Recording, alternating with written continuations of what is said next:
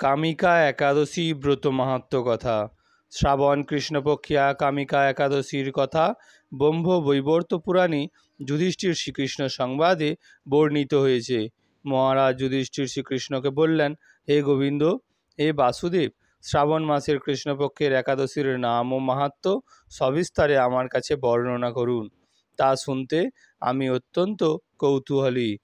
প্রত্যুত্তরে ভক্তবৎসল ভগবান শ্রীকৃষ্ণ বললেন, হে রাজন, পূর্বে দেবর্ষি নারদ প্রজাপতি ব্রহ্মাকে এই প্রশ্ন করলে তিনি যে উত্তর প্রদান করেছিলেন, আমি এখন সেই কথাই বলছি। আপনি মনোযোগ দিয়ে তা শ্রবণ করুন। এক সময় ব্রহ্মার কাছে ভক্তশ্রেষ্ঠ নারদ জিজ্ঞাসা করলেন, হে ভগবান, শ্রাবণ মাসের কৃষ্ণপক্ষে একাদশীর নাম কি?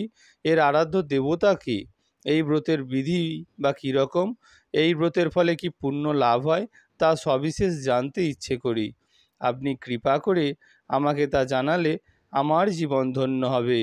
শ্রী নারদের কথা শুনে ব্রহ্মা অত্যন্ত সন্তুষ্ট হলেন। তিনি বললেন, হে বৎস, জগৎ জীবের মঙ্গলের জন্য আমি তোমার প্রশ্নের যথাযথ উত্তর দিচ্ছি, তুমি তা শ্রবণ করো। শ্রাবণ মাসের কৃষ্ণপক্ষে একাদশী কামিকা নামে প্রসিদ্ধা। এই একাদশীর মাহাত্ম্য শ্রবণে বাজপেয় যজ্ঞের ফল লাভ হয়। ভগবান শ্রীহরির পূজা অর্চনা অপরিমিত পূর্ণ ফল প্রদান করে।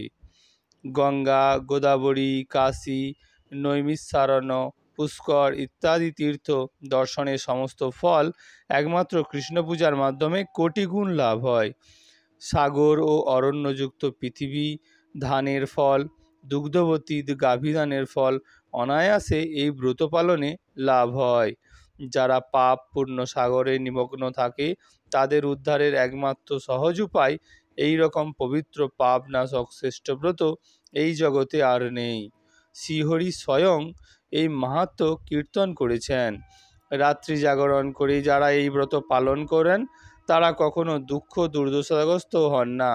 এই ব্রত পালনকারী কখনো নিম্নজনী প্রাপ্ত হন না। কেশব প্রিয়া তুলসী পত্রের যিনি শ্রীহরির পূজা করেন, পদ্ম পাতার জলের মতো তিনি পাপে নির্লিপ্ত থাকেন।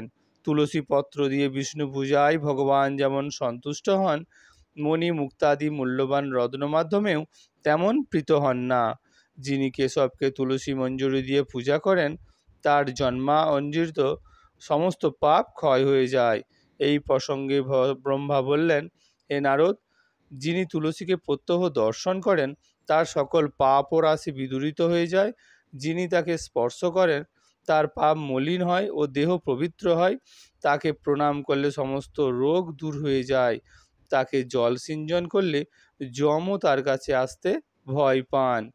শ্রীহরির চরণে তুলসী অর্পিত হলে ভগবৎ ভক্তি লাভ হয়। তাই হে কৃষ্ণ ভক্তি প্রদায়িনী, তোমাকে প্রণাম করি। যে ব্যক্তি হরিবাসরে ভগবানের সামনে দীপদান করেন, চিত্রগুপ্তও তার পুণ্যের হিসাব করতে পারে না। তার পিতৃপুরুষেরাও পরম তৃপ্তি লাভ করেন।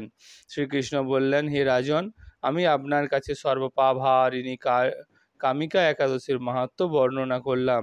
অতএব যিনি ব্রহ্মহত্যা, ভ্রূণ হত্যা, পাপ বিনাশিনী মহাপুণ্য ফলদায়ী এই ব্রত পালন করবেন এবং এর মাহাত্ম্য শ্রদ্ধা সহকারে শ্রবণ করবেন, তিনি সর্বপাপ থেকে মুক্ত হয়ে বিষ্ণু লোকে গমন করবেন। এই হলো কামিকা একাদশীর ব্রত মাহাত্ম্য কথা। আপনারা অবশ্যই একাদশীর দিন পাঠ বা শ্রবণ করবেন। সবাই ভালো থাকবেন। পরমেশ্বর ভগবান আপনার মঙ্গল করুক। হরে কৃষ্ণ।